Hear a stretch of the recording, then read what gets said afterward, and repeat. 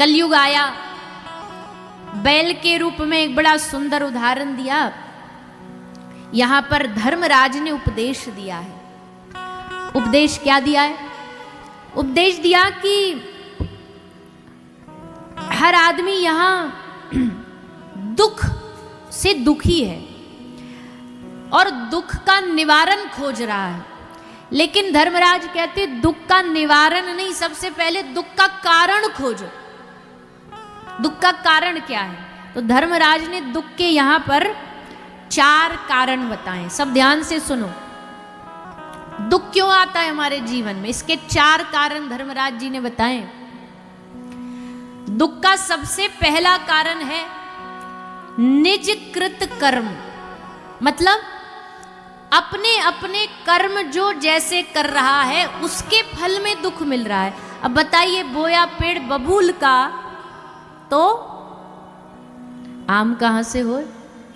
अब भैया तुमने आम का पेड़ बोया होता तो आम लगते ना। अब तुमने जीवन में कर्म ही ऐसे करें जिसके बदले में दुख मिलेंगे, और भगवान से कह रहे हो सुख संपत्ति घर आवे कष्ट मिटे तन का। पहले तो आपको कर्म अपने सुधारने पड़ेंगे जिससे जीवन में सुख आए। तो दुख का सबसे पहला कारण है निजकृत कर्म, अपने खुद के कर्म। और ध्यान रखना, इस दुनिया में कोई भी आपको दुख नहीं दे सकता आपके खुद के अलावा। लोग कहते हैं ना भैया उसने हमारे जीवन में कुछ कर दिया जिससे दुख हो गया। ना ना ना, ये आपके स्वयं के कर्म ही रूप बदल करके आते हैं। उस आदमी ने हमारा दिल दुखा दिया, उसने नहीं दुखाया, हमने किसी जन्म में कुछ ना कुछ उससे लेन देन हिसाब किताब बच रहा होगा। इस जन्म में वो कोई रिश्तेदार बन के आ गया, हमारे साथ धोखा कर दिया। अब इसके मूल में क्या था? हमारे पिछले कर्म थे, उनके बदले हमें ये दुख मिला। निजकृत कर्म, ये सबको ध्यान रखना चाहिए। भगवान कृष्ण ने भी बताया, जब ब्रजवासी कह रहे थे ना कि हम इंद्र की पूजा करेंगे, क्यों? इंद्र हमारा जीवन दाता है।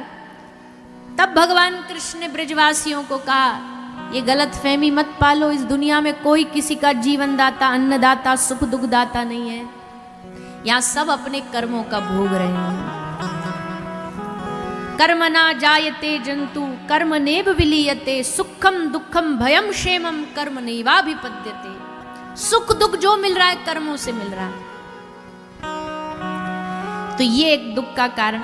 अगला दुख का कारण क्या है? अभाव का दुख। अभाव का दुख, कोई चीज नहीं है हमारे जीवन में, गाड़ी नहीं है, मोटरसाइकिल नहीं है, बढ़िया घर नहीं है, अभाव है, मतलब कमी है किसी चीज की, उसका दुख है। और ये दुख तो भैया सबको रहता ही है। कोई राजा भी बन जाए तो भी कुछ ना कुछ कमी तो रह ही जाएगी। अभाव का दुख तो सबको ही है, भगवान ने सब दिया है। अब क्या चाहिए आदमी को? रोटी मिल जाए टाइम पे, घर अच्छा हो, ठीक ठाक रहने के लिए छत हो, कपड़ा हो, ये मिल जाए, बस इससे काम चल सकता है। लेकिन आदमी की इच्छाएं लंबी चौड़ी हैं।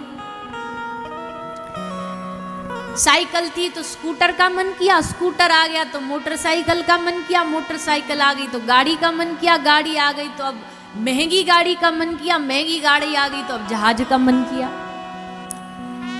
ऐसे करते करते अभाव का दुख कभी खत्म ही नहीं होता।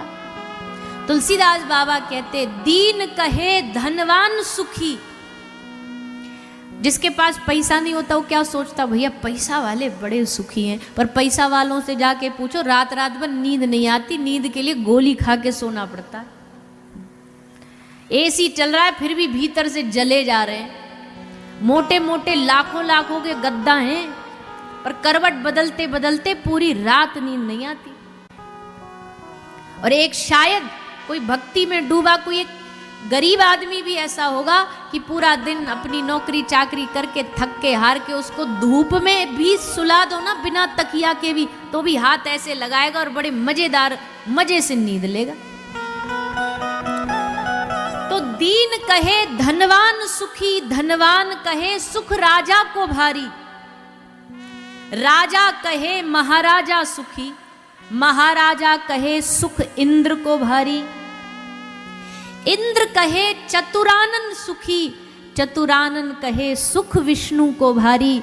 पर तुलसीदास विचार कहे, भैया भजन बिना सब जगत दुखारी। तुलसीदास जी कहते हैं हमने पूरा विचार करके देख लिया भैया, इस संसार में सब दुखी हैं, नानक दुखिया सब संसार। सुखी कौन है? सुखी बसे जिन नाम आधार। जिनके हृदय में भक्ति है ना वही सुखी है, बाकी तो सब दुखी घूम रहे हैं इस दुनिया में। तुलसीदास विचार करके कहते हैं भजन बिना सब जगत दुखारी। तो एक है अभाव का दुख, दूसरा है प्रभाव का दुख।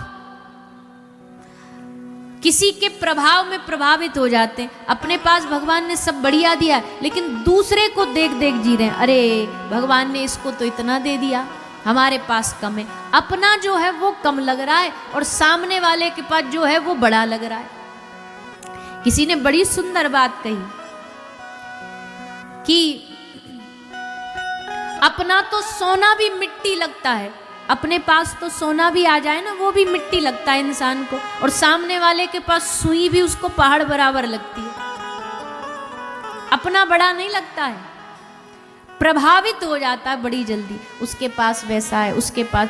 इस दुनिया में आधा दुख तो आदमी इसलिए दुखी है वो दूसरे को देख देख के जी रहा है।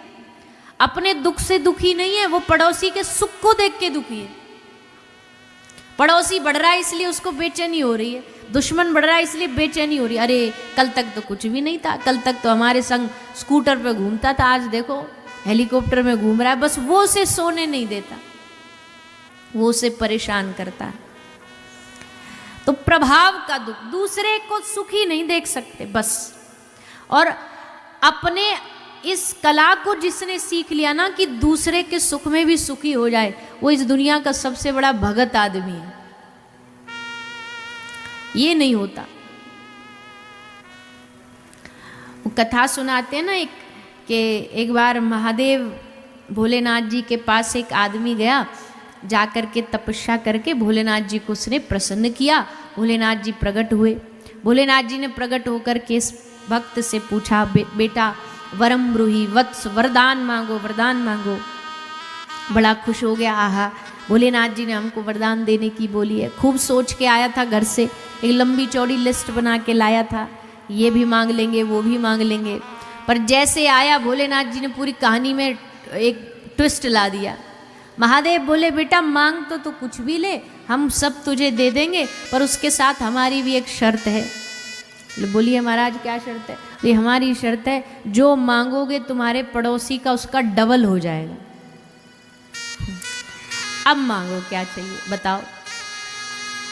अब तो महाराज इसकी पूरी दिमाग की घंटियां बजने लग गई। मन में बैठा बैठा सोच रहा है ये तो बड़ी गड़बड़ हो गई। अजी हम तो मांगी इसलिए रहे थे कि उसको दिखाएं कि देख हमारे पास क्या क्या। जब उसी के पास हमसे डबल आ जाएगा तो फिर हमारा सब बेकार है। अब तो मौन, बोलती बंद हो गई। महादेव समझ गए कि हमारा बच्चा बेचारा कंफ्यूज हो गया है। महादेव ने कहा कोई बात नहीं बेटा, कोई जल्दबाजी नहीं है, तू टाइम ले ले, सोच ले, समझ ले, और जब तेरा मन निर्णय ले ले तो हमें बुला लेना। ले हमारा डमरू ले जा, और जब तेरा फुल एंड फाइनल माइंड हो जाए तो बजा के हमें बुला लेना। बोले ठीक है महादेव। घर आया, 1 दिन 2 दिन 4 दिन 5 दिन 10 दिन सोचता ही रहा। क्या सोच रहा है? हम एक घर मांगेंगे, इसके बैठे बैठाए के 2 मिल जाएंगे। तपस्या करी हमने, मौज ले ये, ना ना ना ना। अच्छा चलो एक गाड़ी मांग लेते, ना ना ना, गाड़ी हम एक लेंगे, इसके पास 2 आ जाएंगी। क्या फायदा? हम एक खड़ी करेंगे अपने घर के बाहर, ये उसके आगे 2 खड़ी कर देगा। हम एक बालक एक बेटा मांगेंगे, इसको 2 आ जाएंगे। बड़ा पूरा भैया 10 दिन इसके सोचते सोचते निकल गए। एक दिन इसने हिम्मत करके डमरू बजा दिया। भोलेनाथ जी प्रकट हो गए। भोलेनाथ जी प्रकट हो गए। भोलेनाथ जी बोले बेटा सोच लिया, हो गया फाइनल? बोले हाँ महादेव हो गया फाइनल। पक्का वाला? बोले हाँ एकदम पक्का वाला। बोलो बेटा क्या चाहिए? तो हाथ जोड़ करके बोला, महादेव हम पर ऐसी कृपा कर दो, क्या हमारी एक टांग तोड़ दो। हमारी एक टूटेगी, उसकी बैठे बैठाई की 2 टूटेंगे। और जब आएगा मजा, जब तपस्या का फल आएगा कि वो बैठे बैठाए अब चल भी ना पाए। महादेव ने हाथ जोड़ लिए, धन रे कलयुगी आदमी मर जाएगा पर सामने वाले को सुखी नहीं देख सकता। धन्य है तेरी सोच। और कलयुग है ही ऐसा भैया, यही कलयुग की सोच है। मर जाएंगे पर सामने वाले को लेके मरेंगे संग। ऐसी हमारी प्रभाव का दुख बड़ा भयानक दुख है। धर्मराज कहते हैं अभाव का दुख, दूसरे के प्रभाव का दुख, और तीसरा है एक दूसरे के प्रति दुर्भाव का दुख। एक दूसरे के प्रति देखा मुंह फुला लिया, एक दूसरे को देख करके सहाय नहीं, दुर्भाव है मन में, इसको दुर्भाव का दुख कहते हैं। और चौथा, ये दुख बड़ा खतरनाक है। एक है अभाव का दुख, एक है प्रभाव का दुख, एक है दुर्भाव का दुख, और चौथा है स्वभाव का दुख। कई लोग स्वभाव से दुखी होते हैं, उनको भगवान ने कृपा करके कोई दुख नहीं दिया जीवन में, सब बढ़िया है, सब मौज है, बालक बच्चे घर परिवार नाती पोते सब बढ़िया है, पर स्वभाव से दुखी हैं, स्वभाव से दुखी हैं, ना खुद चैन से जिएंगे ना जीन देंगे। और ये आदत, भैया बुरा नहीं मानिएगा, कोई बुरा मान जाए कहीं कल से नहीं आओ, पर ये स्वभाव ज्यादा तक घर में जो रहती है ना वो सासू माता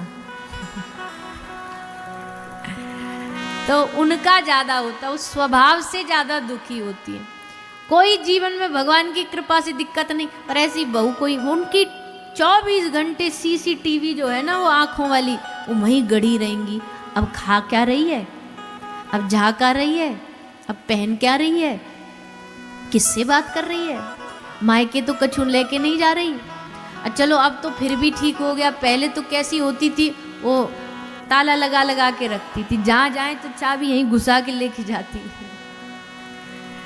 अब मजा ले, कोई बहू कछु ले ले खाने पीने को, खाने पे भी ताला लगा के रखती थी। आजकल तो खैर, आजकल तो बहू भी खूब लड़ी मर्दानी, मैं तो झांसी वाली रानी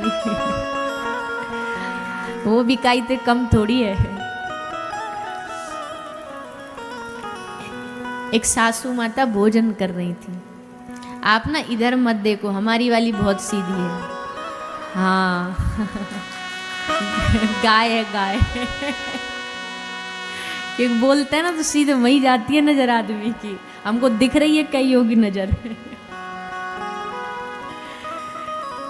तो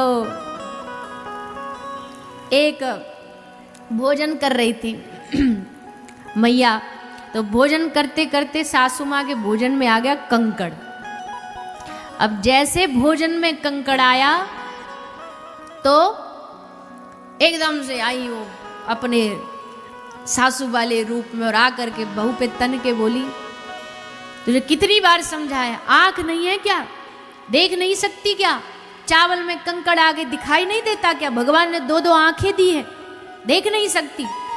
बहू भी भैया आज की बहू थी, वो बोली देख नहीं सकती, भगवान ने दो दो आंख दी है, बहू दी है तुमको, बहू बोली भगवान ने तुमको 32 दांत दिए हैं, एक आध पत्थर चबा नहीं सकती क्या तो आजकल तो खैर भैया हम ज़्यादा ये इधर उधर की बातें करना नहीं चाहते, क्योंकि हम कथा करने बैठे, सास बहू की गाथा गाने नहीं बैठे, पर वो तो प्रसंग आया तो बात आ गई कि स्वभाव से कई लोग दुखी होते हैं। भगवान ने उनको कोई दुख नहीं दिया, पर स्वभाव उनका ऐसा है, देखेंगे तो टेढ़ा देखेंगे, देखेंगे तो गुस्से में देखेंगे, बोलेंगे तो विष के जैसा बोलेंगे। स्वभाव से आदमी आजकल ज्यादा दुखी है। तो ये दुख को तो भैया अब कोई दवाई है ही नहीं इसकी, ये तो स्वभाव बदलो। तो किसी ने कहा, बड़ी सुंदर बात कही, आदमी ने घर बदला कि मेरे जीवन में सुख आ जाए। किसी ने कह दिया घर में परेशानी है, घर बदल दिया, वास्तु दोष है, कमरा बदल दिया, जमीन में कोई दोष है, जगह बदल दी, शहर में दोष है, शहर बदल दिया। किसी ने कहा गाड़ी में खराबी है, गाड़ी बदल दी, रिश्तेदारों में खराबी है, रिश्तेदार बदल दिए, सब कुछ बदला, फिर भी सुख ना आया। क्यों? क्योंकि सब बदला पर अपना स्वभाव नहीं बदला। और स्वभाव नहीं बदलोगे, दुनिया के किसी कोने में चले जाओ, दुखी ही रहोगे, सुख नहीं आ सकता। सुखी तब आएगा, सुखी आदमी तभी बनेगा जब अपना स्वभाव अच्छा बनाए। ये होता है स्वभाव का दुख। तो इसलिए धर्मराज जी कहते भैया दुखों का कारण यही है, और हम सब खुद ही दुख का कारण है, कोई और नहीं है। हम सब खुद ही दुख का कारण है। तो बड़ी सुंदर बात सुनाई। फिर राजा परीक्षित को श्राप लगा, सुखदेव जी की शरण में गए। सुखदेव जी विराजे हैं, सुखदेव जी को जाकर के प्रणाम किया। राजा परीक्षित ने तत्रा भवद भगवान व्यासपुत्रो यदिच्छसी गामटमानो नपेक्ष लक्षलिंगो निजलावतष्टो व्रतस्य बाले रवधूत वेश। सुखदेव जी पधारे हैं। 16 वर्ष के 16 वर्षीय सुखदेव जी अद्भुत वैरागी हैं। एक कल हमने एक बात बताई थी, आपको याद हो तो, एक होता है त्याग और दूसरा होता है, बोलो, वैराग। त्यागी तो हम बनते हैं, घर छोड़ दिया, कपड़ा छोड़ दिए, मीठा छोड़ दिया, हमने ये खाना छोड़ दिया, ये त्याग है। पर सुखदेव जी त्यागी नहीं है, सुखदेव जी वैरागी है। वैराग्य, उनको देख के भी मन नहीं करता कुछ पाने का, कोई चीज ही नहीं भाती उन्हें।